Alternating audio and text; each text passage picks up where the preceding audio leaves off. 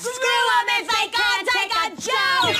You can dance, you can die, having the time of your life.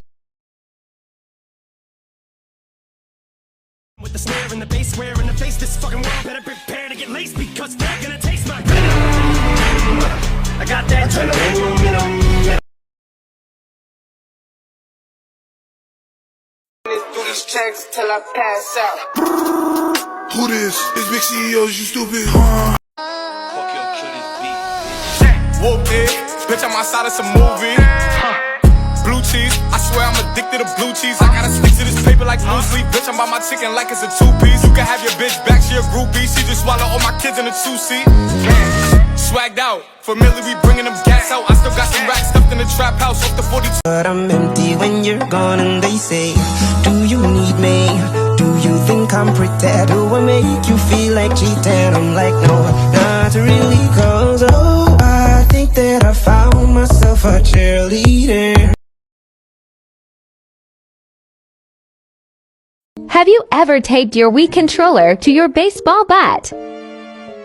Look, I'm playing Wii Sports, I ball on the court. How is this game still better than 4? I'm working my fitness with tennis matches to serve. Can I get a witness? Let me get this, let me business. Every day I play baseball, home run, run all the way. Knockout play.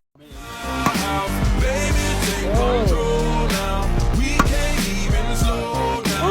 We don't have to go a while.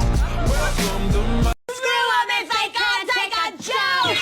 You can dance, you can die, having the time of. Back in the days, holding Glocks in AKs. you know I know.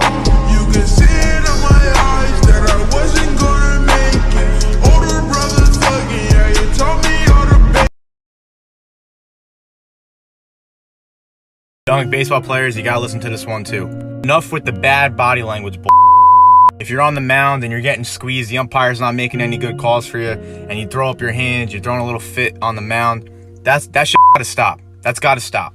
Not only are you gonna make a fool out of yourself on the mound and embarrass yourself, but now the umpire is gonna get pissed off and not gonna give you any calls. Or if you strike out and the first thing you do is throw your helmet on the ground, no one wants to be around you in the dugout. Like, just don't be that guy. Don't be that guy. You bring in negative energy into the dugout. Like, you struck out. Who gives a shit? Who cares?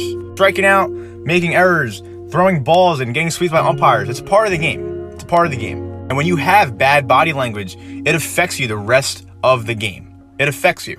You ruin future at-bats. You ruin future appearances on the mound. And if you make an error and you get upset about it, you're going to make an error again if you don't forget about it and wipe it. Have good body language.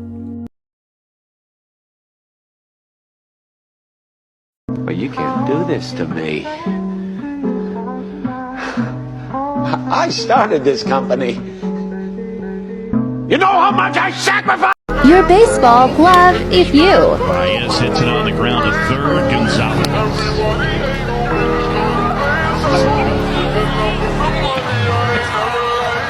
Oh my goodness. Wow, you gotta be kidding me. In honor of the holiday weekend, I'm going to address something that every high school coach has run into at some point in their coaching career. We practice on holidays.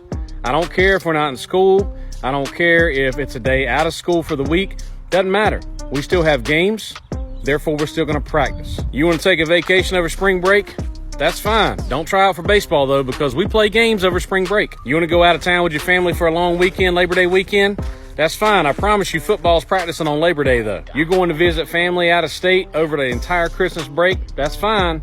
Probably don't need to be playing a winter sport, though, because you don't just take 2 weeks off and then come back and play some more. And in normal seasons, if you are fortunate enough to still be playing when Thanksgiving rolls around in fall sports, or whenever Memorial Day rolls around in spring sports, you better want to practice on Thanksgiving Day and Memorial Day, because that means you're looking at state championship in the face. Really ass niggas. Don't talk to me. Don't talk to me. Do these checks till I pass out. Who this? It's big CEOs, you stupid. It's big CEOs, you stupid. Softball hairstyles as positions. Let's go. So if you do cornrows into a low pony, you're probably a catcher. It's just easier. The crazy hairstyle with a lot going on with the bow, you're definitely a pitcher because pitchers are just extra, and you know, that's just what you would do with your hair. So I'd say like second base or center field with like the French braid on the side into a pony. And then we got the double French braid. That could be really like first base, third base type of thing. Just really depends. And then we have the bun with the headband. That was always my go-to because I was just lazy and didn't really care. But I would say third base, definitely a third base hairstyle. You can. Si! What? What are you doing? Hey, good night. Daggum snake that stuck his head out of that hollow. Did you get it? No. Now, this is kind of a mini reason as to why I think baseball is one of the most difficult sports. Let's just put this into perspective for a moment. If you can go 3 for 10, hitting-wise, for your entire career, you are considered one of the best of all time. Huh? Yeah, the other 7 times you get out. If you can get on at least 3 of those times, you're one of the best. You're a hitting genius. You're awesome. You're incredible. I mean, that just goes to show how difficult it is to be so incredible at hitting a baseball. A small, tiny spear coming at you at over 90 miles an hour. That's hard to do.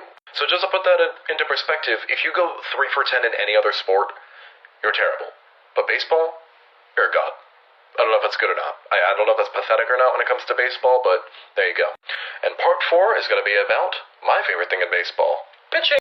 All right, here's reason number 2. Reason number 2 is that Major League Baseball has the longest season of any major sport. With 162 total games in the regular season, not including postseason, this leads all major sports by quite a bit with having the longest season.